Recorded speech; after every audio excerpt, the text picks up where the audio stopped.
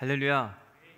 오늘도 하나님께서 주시는 그 은혜와 평강이 우리 모두에게 함께 하시길 주님의 이름으로 간절히 축원합니다. 저는 올해 2021년도를 시작하면서 Stop and Worship, 멈춰서라, 그리고 예배해라, 이런 주제를 가지고 함께 레위기 말씀 강해 설교를 시작했습니다. 그리고 지난주까지 총 8번의 레위기 강해 설교가 이어졌고, 오늘은 그 9번째 시간입니다. 그동안 레위기 설교 은혜가 되셨습니까? 그런데 지난주에 제가 레위기 5장까지 설교를 했는데 갑자기 6장, 7장이 빠지고 오늘 제가 선택한 본문은 레위기 8장 1절부터 3절까지 말씀입니다. 왜 제가 6장, 7장을 건너뛰었는가? 이유가 있을 거 아니에요. 여러분, 레위기 6장, 7장을 한번 보시겠어요? 그리고 그 위에 보면 큰 타이틀들이 있어요. 거기 보면 번제에 대한 규례, 소제에 대한 규례, 화목제에 대한 규례, 속죄제에 대한 규례, 속건제에 대한 규례. 근데 그 6장, 7장에 나와 있는 이야기가 다 이미 어디에 있는 이야기입니까? 레위기 1장부터 5장까지 이미 여러분들에게 설교해드린 내용입니다. 레위기 6장과 7장은 모세가 이미 1장부터 5장까지 한 5가지의 제사 있잖아요. 소제, 번제, 화목제, 속건제, 속죄제. 이 내용들의 부족한 부분들을 보충해서 설명해주는 장이 6장과 7장입니다. 그래서 내용이 많이 겹쳐요. 그래서 6장과 7장은 건너뛰어도 되겠다라는 생각이 들어서 건너뛰고 오늘 본문인 8장 말씀으로 우리가 함께 은혜를 받고자 합니다. 이해가 되셨죠? 오늘 본문 말씀 1절부터 3절 말씀을 함께 읽어보겠습니다. 시작. 여호와께서 모세에게 말씀하여 이르시되 너는 아론과 그의 아들들과 함께 그 의복과 관유와 속죄제의 수송아지와 순양 2마리와 무교병 한 광주리를 가지고 온 회중을 회막문에 모으라. 이스라엘 백성들이 애굽에서 430년 동안 종살이를 했습니다. 노예 생활을 했어요. 그들이 간절한 소원이 있다면 자유였습니다. 힘들다, 어렵다, 자유를 선물 받고 싶다, 간절한 그들의 소망이었습니다. 그래서 그들은 하나님께 부르짖었습니다. 하나님, 우리에게 자유를 허락하여 주옵소서. 하나님께 마음껏 예배하고 싶은데 우리가 지금 고통과 환난 가운데 있습니다. 벗어나게 하여 주옵소서. 하나님께서 이런 간절한 그들의 기도 소리를 들으셨고 다음과 같은 행동을 그가 하셨습니다. 먼저 3장 7절 말씀입니다. 시작. 여호와께서 이르시되 내가 애굽에 있는 내 백성의 고통을 분명히 보고 그들이 그들의 감독자로 말미암아 부르짖음을 듣고 그 근심을 알고 내가 내 백성의 고통을 분명히 보았다 이야기합니다. 본 것뿐만 아니라 들었고 알았다. 하나님께서 이스라엘 백성들의 고통을 보고 듣고 알았다. 그리고 가만히 있으신 게 아니라 3장 8절 말씀에 보면 내가 내려가서, 누가 내려간다는 이야기입니까? 하나님이 친히 내려가셔서 이스라엘 백성들을 광대하고 아름다운 땅, 젖과 꿀이 흐르는 땅으로 인도하여 주겠노라고 약속을 하셨습니다. 그러나 하나님께서 이 당신의 구원 사역을 이루기 위해서 직접 발로 뛰신 것이 아니라 하나님은 귀한 믿음의 사람 2사람을 사용하시는데 모세와 아론을 사용하십니다. 그래서 먼저 하나님께서 미디안 광야에 있었던 모세에게 찾아가서 말씀하십니다. 이제 가라. 이스라엘 자손의 부르짖음이 내게 달하고 애굽 사람이 그들을 괴롭히는 학대도 내가 보았으니. 모세에게 하는 이야기예요. 이제 가서 출애굽 역사의 리더 역할을 해주면 좋겠다. 모세에게 부탁을 합니다. 모세가 이런 핑계 저런 핑계 대고 못하겠다고 이야기를 해요. 그럼에도 불구하고 하나님께서 끝까지 설득하심으로 말미암아 복종하게 하십니다. 그 일이 끝나고 나니까 하나님은 애굽에 살던 아론에게 찾아갑니다. 출애굽기 4장 27절 말씀 같이 읽습니다. 시작.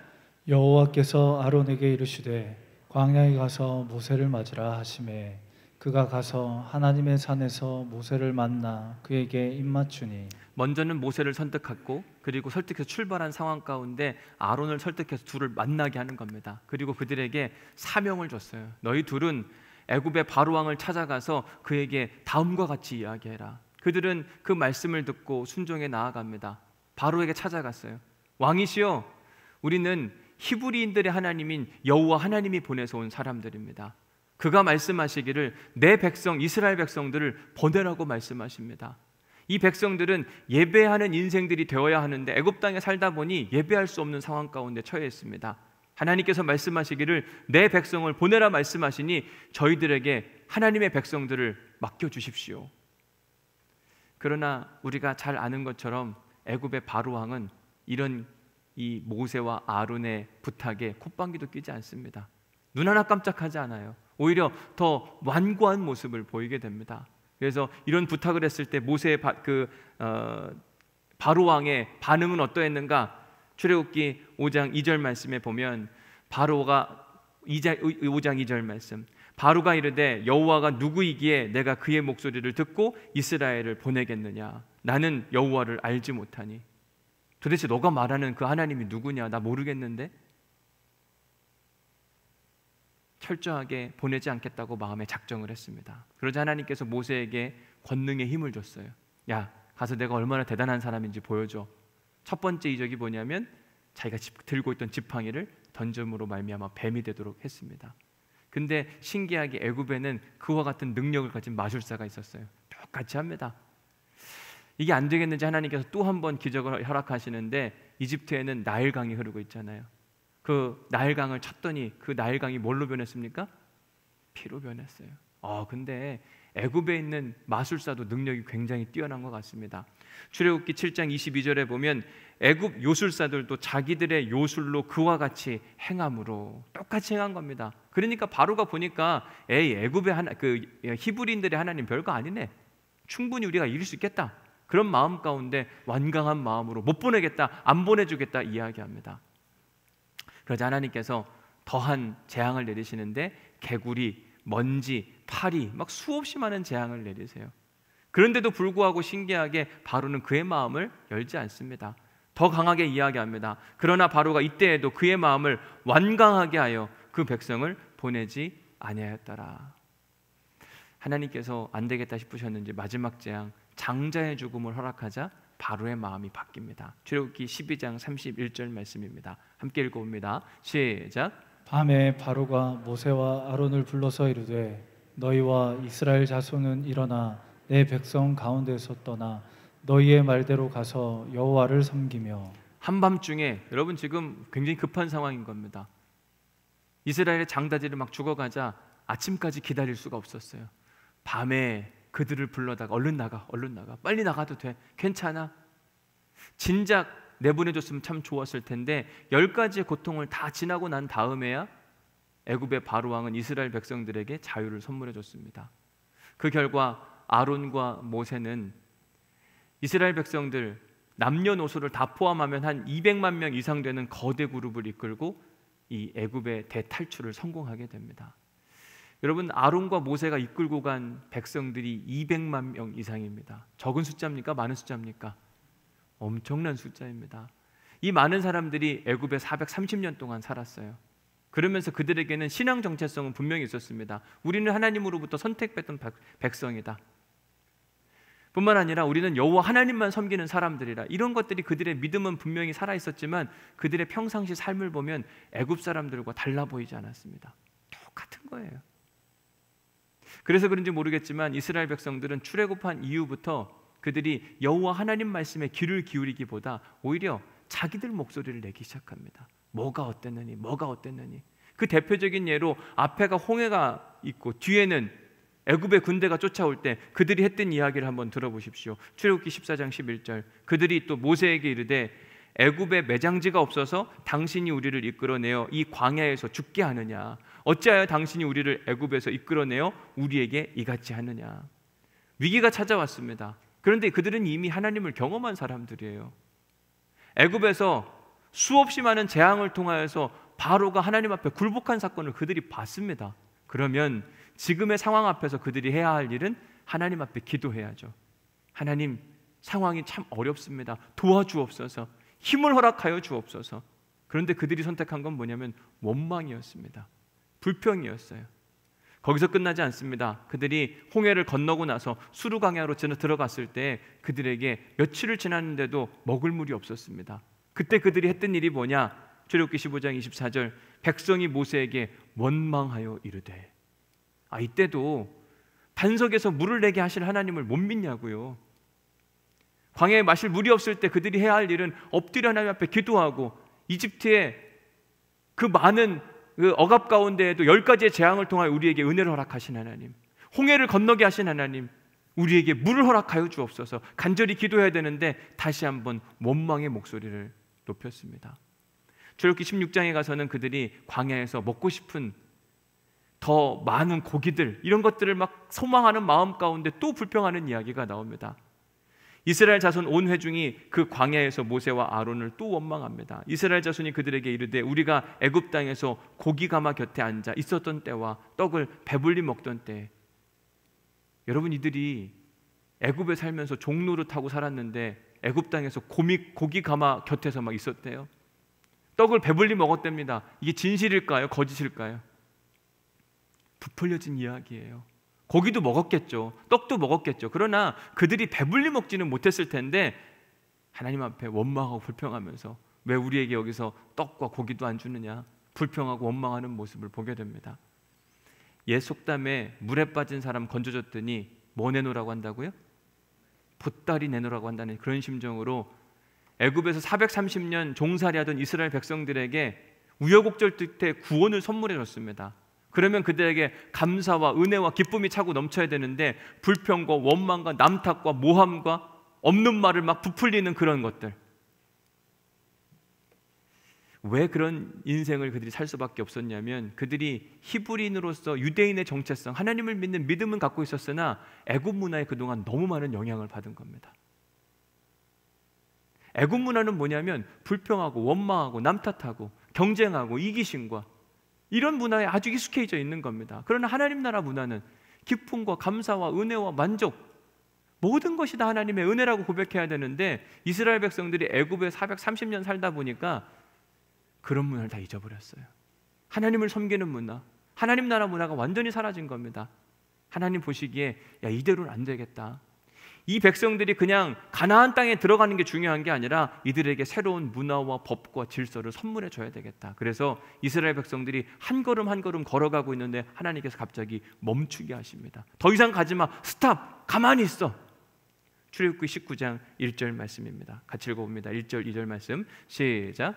이스라엘 자손이 애굽 땅을 떠난 지 3개월이 되던 날 그들이 시내 광야에 이르니라. 그들이 르비딤을 떠나 시내 광야에 이르러 그 광야에 장막을 치되 이스라엘이 거기 산 앞에 장막을 치니라. 이스라엘 자손이 애굽 땅을 떠난 지 3개월이 됐다고 이야기합니다. 3개월 동안은 계속해서 그들이 진군하고 있었습니다. 그런데 하나님께서 보시기에 이대로는 안 되겠다 생각이 드셨는지 시내 광야에서 딱 머물게 하셨습니다. 다 진을 쳐라. 더 이상 이동하지 않는다. 당장은 이동하지 않을 테니까 장막을 치고 여기에 진영을 갖춰라. 그리고 하나님께서 누구를 부르시냐면 모세를 불러들이시는 거예요. 3절 말씀, 모세가 하나님 앞에 올라가니 하나님께서 산에서 그를 불러 말씀하시되 너는 이같이 야곱의 집에 말하고 이스라엘 자손들에게 말하라. 모세는 그렇게 시내산에 올라가서 40일 동안 하나님께서 그에게 직접 주시는 하나님 나라 법과 질서가 무엇인지를 직접 전수받았습니다. 그리고 글로 쓴 책이 오늘 우리가 지금 읽고 있는 레위기 말씀이에요. 이때 하나님께서 강조하시는 바가 하나 있는데 그게 뭐냐면 To be a worship community. 너희들은 예배의 공동체가 되라. 하나님이 이걸 정말 간절히 원하셨어요. 여러분, 하나님께서 이스라엘 백성들을 그 애굽에서 탈출하게 하실 때 바로에게 한 이야기가 뭐냐? 출애굽기 5장 1절 말씀에 보면 내 백성을 보내라 이렇게 이야기합니다. 근데 그 보내는 이유가 뭐냐? 그러면 그들이 광야에서 내 앞에 절기를 지키게 될 것인데, 그러니까 하나님이 이스라엘 백성들을 애굽에서부터 떠나게 하시는 그 이유가 뭐냐면 절기, 하나님께 예배하는 공동체가 되기를 원하셨어요. 그래서 그런지 하나님께서는 이스라엘 백성들한테 법을 주시는데 그 법 중에 가장 중요한 첫 번째 법이 뭐였냐면 예배법이었어요. 소제로 예배를 드리고 번제로 예배를 드리고 화목제사, 속건제사, 속죄제사, 너희들은 이 예배 정신을 절대로 잊어버리지 말고 늘 어디서나 하나님을 기억하며 참된 예배자의 삶을 살아라. 이렇게 레위기 1장부터 5장까지, 그것도 부작해서 6장, 7장을 설명해 주시고 나서 이제 레위기 8장에 와서는 이 예배를 이끌어갈 예배 인도자, 리더자 한 사람을 세우는 이야기, 누가 그 일을 하느냐? 대제사장을 세우는 이야기가 오늘 우리가 함께 읽은 레위기 8장에 자세히 서술되고 있는 모습을 보게 됩니다. 그러니 레위기 8장은 대제사장 임명식에 대한 이야기예요. 저는 이 말씀을 읽으면서 기대감도 있었는데 순간 화가 욱하고 치밀어 오는 것을 느끼게 됐습니다. 왜 그런가? 자, 오늘 본문 말씀을 보겠습니다. 1절 말씀, 여호와께서 모세에게 말씀하여 이르시되, 예배가 무엇인지, 예배를 어떻게 드려야 되는지 하나님께서 레위기 1장부터 7장까지 자세히 설명해 주셨어요. 그리고 나서 하나님께서 모세를 통하여서 뭐라고 말씀하시는가 궁금했습니다. 그런데 뭐라고 말씀하시는가 들어보십시오. 2절 3절 말씀 함께 읽어봅니다. 시작. 너는 아론과 그의 아들들과 함께 그 의복과 관유와 속죄제의 수송아지와 순양 2마리와 무교병 한 광주리를 가지고 온 회중을 회막문에 모으라. 너는 아론과 그의 아들들을 데리고 온 회중들이 모여있는 회막문 앞으로 나오라고 이야기합니다. 근데 나머지 준비 사항들은 뭐냐면 대제사장 임명식 할 때 필요한 사항들이었어요. 지금 여호와 하나님께서 아론을 이스라엘 예배 공동체의 영적 리더로 세우겠다고 말씀하십니다.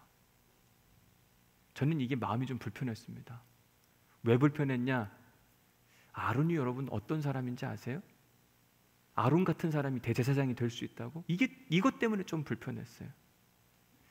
아론이 어떤 사람이었는가? 물론 그의 삶의 시작은 그래도 썩 괜찮았습니다. 우리가 출애굽기 4장 27절 말씀을 봤는데 여호와께서 뭐라고 말씀하시냐면, 여호와께서 아론에게 이르시되 광야에 가서 모세를 맞으라 하시매, 여러분 하나님은요 애굽에 있던 아론에게 먼저 찾아가셨어요. 왜 찾아가셨는가? 사명을 맡기기 위해서. 하나님이 사명을 맡길 때 아무한테나 맡길까? 아론은 괜찮은 사람이었어요. 믿음이 좋은 사람. 그러니 이런 사람이 대제사장이 되는 것? 그건 충분히 이해가 됐습니다. 뿐만 아니라 아론은 하나님 말씀에 온전히 순종할 수 있는 사람이었습니다. 그러니까 아마 하나님이 그에게 찾아가서 중요한 사명을 맡기지 않았을까. 하나님이 아론에게 뭐라고 말씀하셨냐면 너는 광야로 가라고 이야기했어요. 광야, 만약 여러분 우리에게 하나님께서 너희들 이제 광야에 가서 좀 걸어봐라. 지금 아론이 모세를 만나러 가야 되는데 걸어가야 되는 길이가 얼마냐면 거의 한 직선 거리로 600km예요. 제가 2016년도에 이스라엘에 가서 몇 달 동안 지내면서 광야를 걸은 적이 있습니다. 큰 무리들과 함께 걸어가는데도요, 비록 몇 시간 동안 걸었지만 부쩍 힘들고 어렵더라고요. 뜨거운 태양볕 아래 바닥도 뜨겁고 물은 좀 적고 계속 걸어야만 하고 찬양을 부르면서 가는데도 한계가 있죠. 너무 힘들고 어려웠습니다.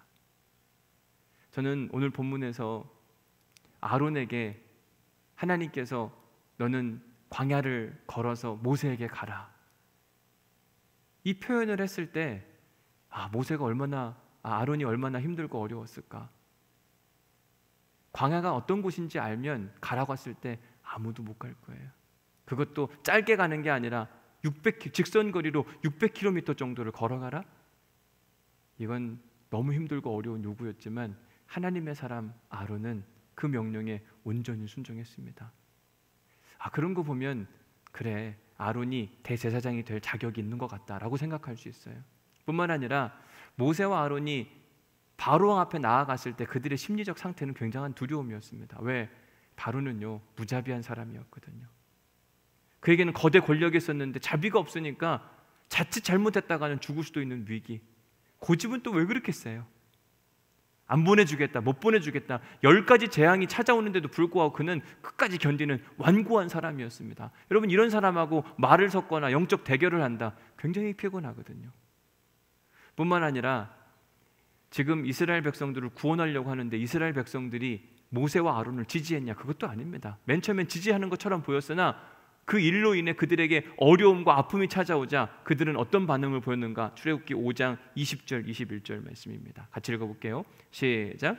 그들이 바로를 떠나 나올 때에 모세와 아론이 길에 서 있는 것을 보고 그들에게 이르되 너희가 우리를 바로의 눈과 그의 신하의 눈에 미운 것이 되게 하고 그들의 손에 칼을 주어 우리를 죽이게 하는도다.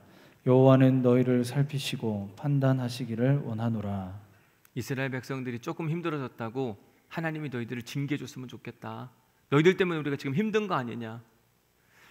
모세와 아론은 거친 바로왕과 싸워야 하게 됐습니다.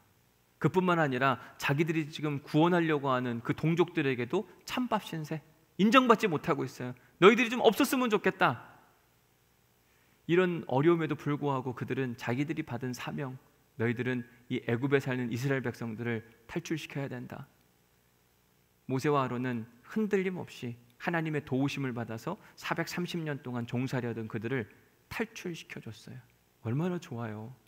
여기까지만 보면 모세와 아론의 믿음은 최고예요. 그리고 아론은 대제사장직에 임명받기에 조금도 부족함이 없는 사람처럼 보입니다. 문제는 출애굽기 32장에 등장합니다. 우리 32장 1절 말씀 같이 보면 백성이 모세가 산에서 내려옴이 더딤을 보고, 모세가 하나님의 부르심을 받고 시내산에 올라갔습니다. 40일을 머무는데 안 내려오는 거죠. 열흘이 가도 20날이 가도 답답하고 속상한 마음 가운데 백성들이 뭐라고 이야기하냐면 아론에게 이르러 말하되 일어나라, 우리를 위하여 우리를 인도할 신을 만들라. 자, 모세와 아론 이 두 사람이 영적인 리더였어요. 그 중에서도 하나님께서 모세에게 먼저 사명을 주셨고 그에게 모든 말씀을 하셨습니다. 그래서 모세가 첫 번째 리더인데 그 첫 번째 리더가 시내산에 갔습니다. 자리를 비웠어요. 그러니까 누가 그 일을 대신하는 겁니까? 아론이 대신해야 되는데 아론한테 사람들이 뭐라고 이야기하냐면 우리를 이집트에서 끌어내는 신을 한번 우리 눈으로 만들어 보자. 보이지 않는 하나님 그만 얘기하고 보이는 신을 우리 한번 만들어 보자. 아마 모세에게 이 얘기했으면 아주 불같이 화를 냈을 겁니다. 무슨 얘기하냐? 당장 그 얘기 그만둬라. 왜? 하나님은 보이지 않지만 여전히 계시고 우리를 지켜주시는 분이신데 우리 불기둥 구름기둥 못 봤냐? 하나님 도와주시지 않냐? 그런데 아론은 달랐어요. 뭐라고 이야기하는가? 3장 2절 아론이 그들에게 이르되 너희의 아내와 자녀의 귀에서 금고리를 빼어 내게로 가져오라. 왜요? 뭐 만들려고요? 금송아지 만들려고. 여러분, 아론은 출애굽기 4장부터 31장까지는 믿음이 너무너무 좋았어요. 인정받을 만한 믿음이었습니다. 대단한 믿음, 귀하다. 그런데 사도 바울이 그런 이야기를 하죠. 선즉 뭐 할까 조심하라고요? 넘어질까 조심하라. 분명 아론의 믿음이 출애굽기 4장부터 31장까지는 너무 귀하게 보였습니다. 근데 그때 그가 조심했어야만 하는데 출애굽기 32장에 가서 모세가 사라지고 홀로 서 있을 때 그는 타락하고 말았습니다. 사단의 앞잡이 노릇을 했습니다. 이게 얼마나 하나님이 속상하셨든지 하나님께서 이 일에 대해서 엄청난 화를 내십니다. 출애굽기 32장 7절 말씀 함께 읽어볼게요. 시작. 여호와께서 모세에게 이르시되 너는 내려가라. 내가 애굽 땅에서 인도하여 낸 내 백성이 부패하였도다. 내 백성이 부패하였도다. 부패라고 하는 히브리 단어를 보니까 그 히브리 단어의 뜻이 뭐냐면 unreasonable manner, 비이성적인 매너를 가지고 있는 행동이었다. unacceptable manner, 내가 용납할 수 없는 그런 매너적인 모습을 보였다. 왜요? 그들이 다른 우상을 섬기지 말고 오직 여호와 하나님만을 바라보라고 하는 그 이야기에 귀를 기울이지 못하고 금송아지를 만들었어요. 너무 화가 난 겁니다.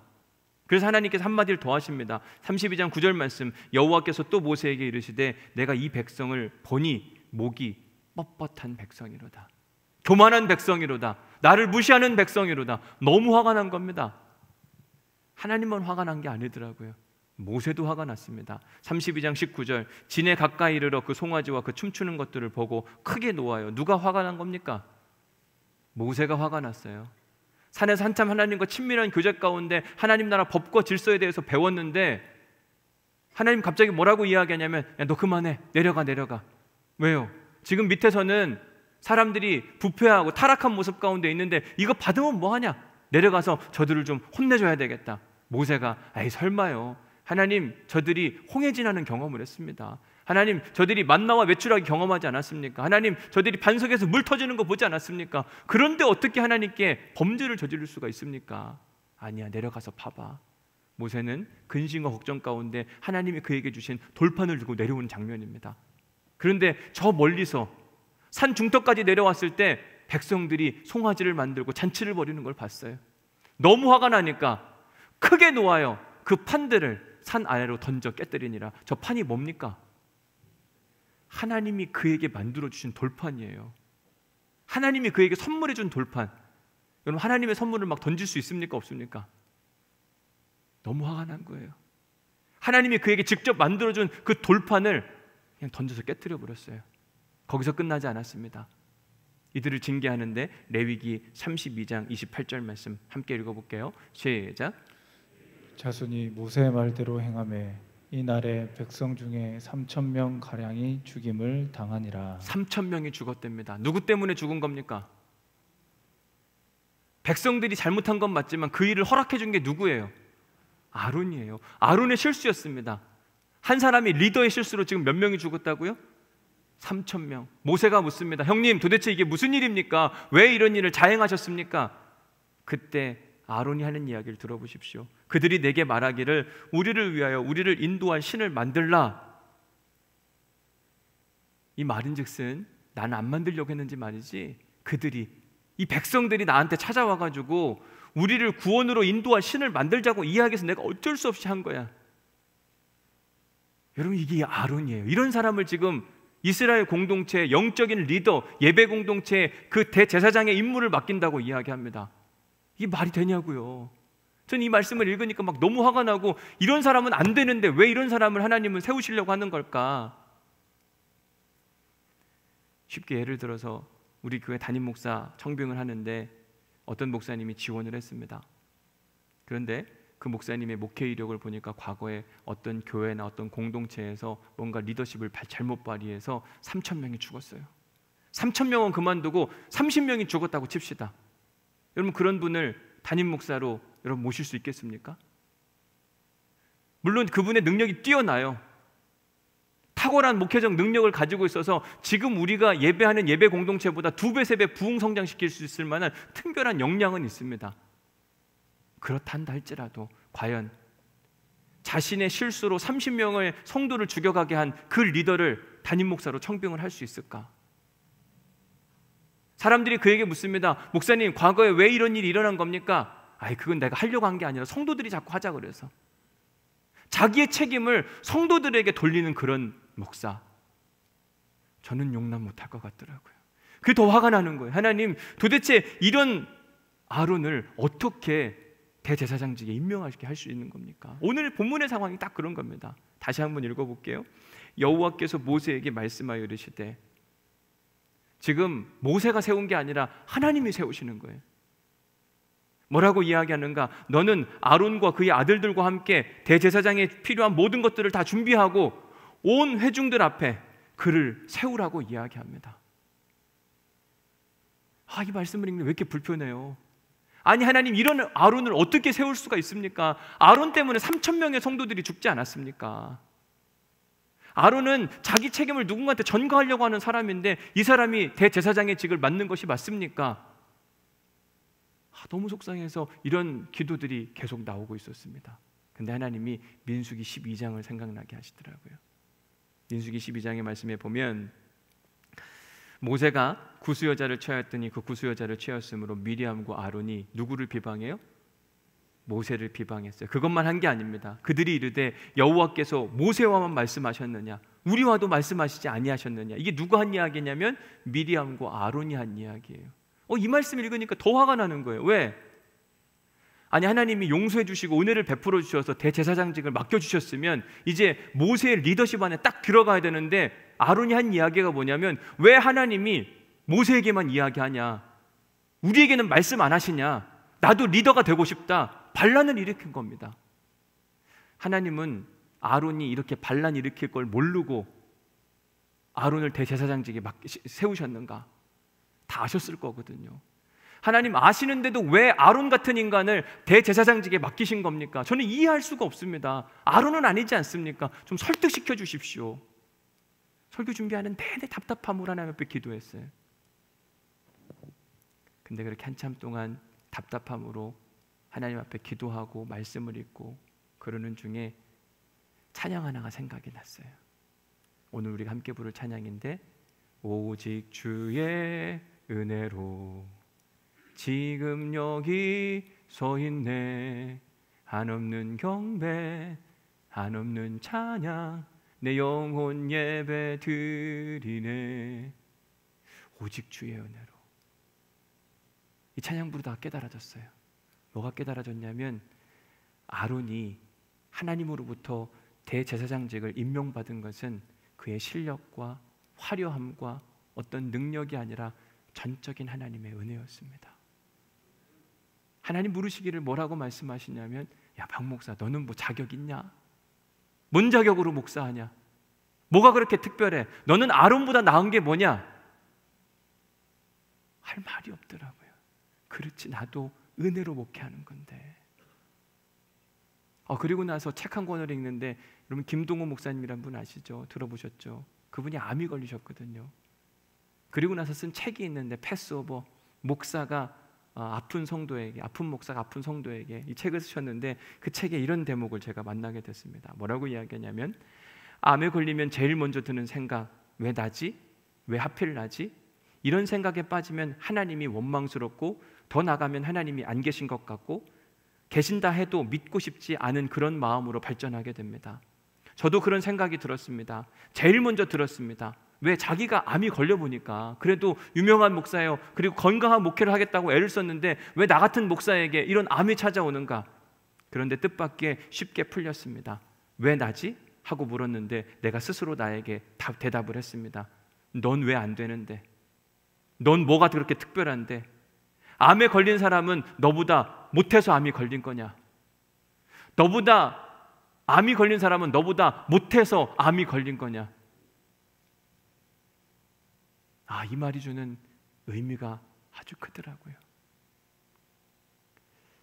사랑하는 성도 여러분, 우리에게 은혜의 눈이 필요하더라고요.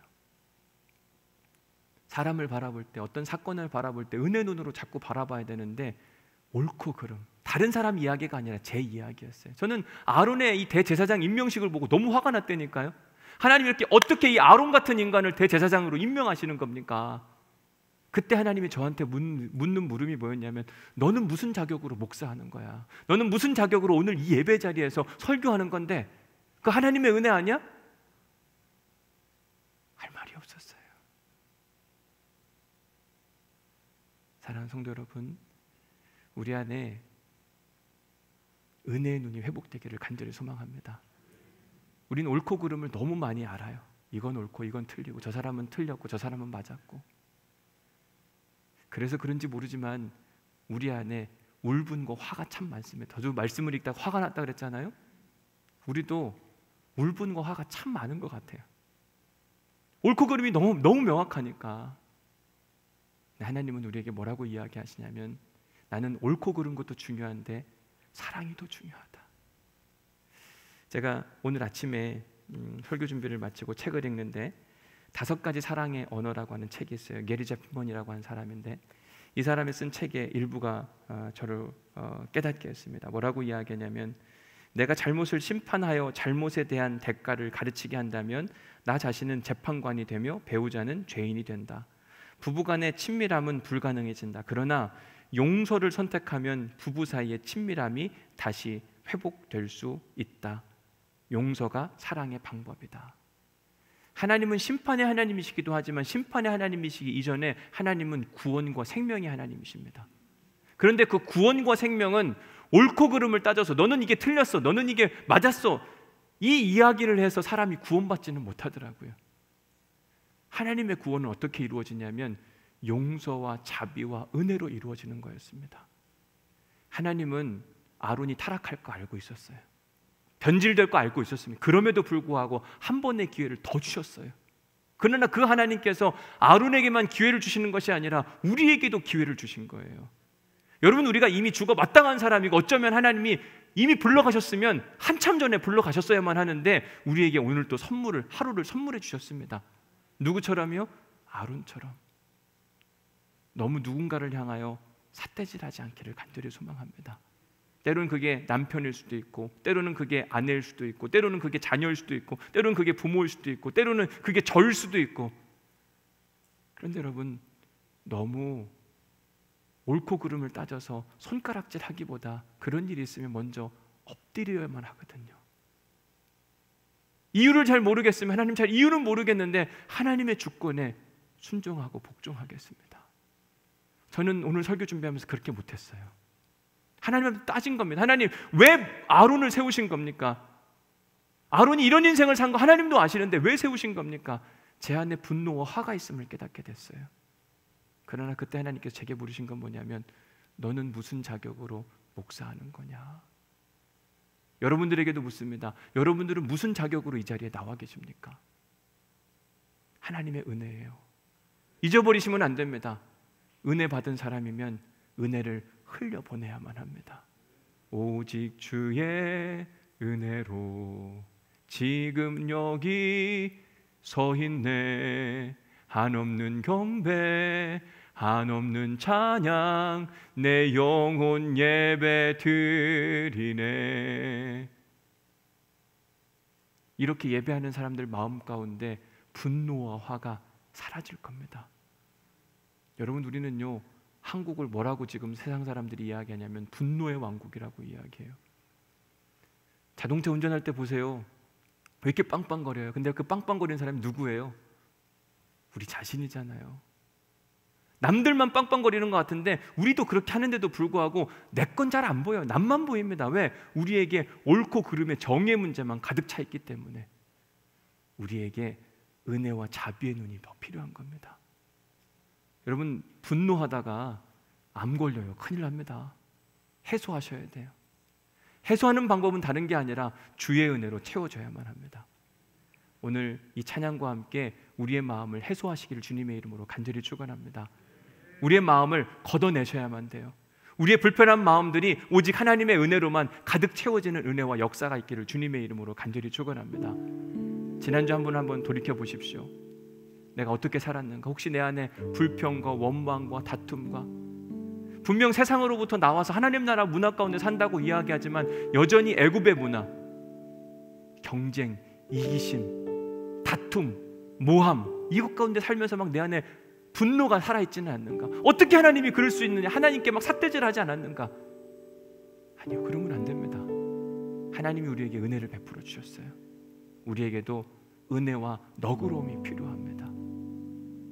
오늘 묵상 질문 세 번째에 보면 뭐라고 되어 있냐면 빌립보서 2장 3절 말씀을 이야기했는데, 나보다 남을 낮게 여기는 믿음이 있는가? 여러분, 저보다 아론이 훨씬 더 괜찮은 사람인데 제가 아론을 향해 삿대질을 했어요. 우리 안에 나보다 남을 낮게 여기는 믿음이 있어야만 합니다. 좀 확인해 보셔요. 우리가 얼마나 부족한지. 하나님이 아마 우리를 심판대에 두고 우리의 모든 걸 낱낱이 기록한다면 우린 부끄러워 서 있을 수도 없을 텐데 우리는 자꾸 심판자가 되려고 합니다. 그러면 안 돼요. 이 시간 이 찬양 한번 부를 텐데, 오직 주의 은혜로 내가 여기 있습니다. 예배자입니다. 하나님, 내가 참된 예배자로서 하나님 앞에 바로 선 예배자, 주님의 은혜만 간구하고 은혜로 좀 여유롭고 모든 것을 좀 받아들이고 용납할 수 있는 믿음의 사람이 되게 하여 주옵소서. 분노와 화 가운데 살아가는 사람이 아니라 은혜로 살아가는 믿음의 사람들이 되길 소망하는 마음으로 이 찬양을 주님께 올려드리도록 하겠습니다.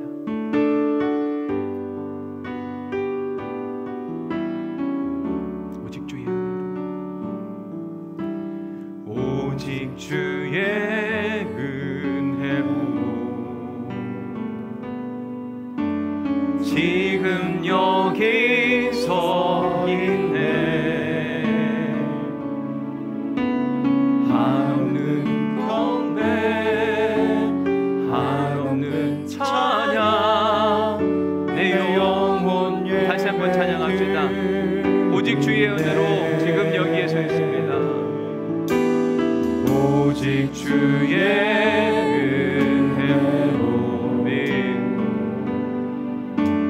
지금 여기 서 있네. 한없는 경배, 한없는 찬양, 내 영혼 예배 드리네. 나를 위해 이 땅에 오신 주님, 나를 위해 이 땅에 오신 주의 그 은혜, 십자가 고통 이기신 주님, 그 은혜 어찌 주 은혜 날 채우시네.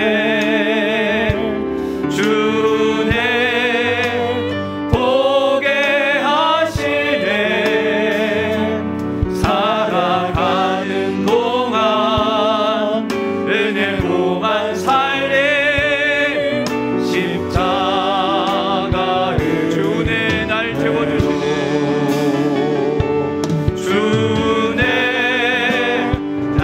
날 채우시네.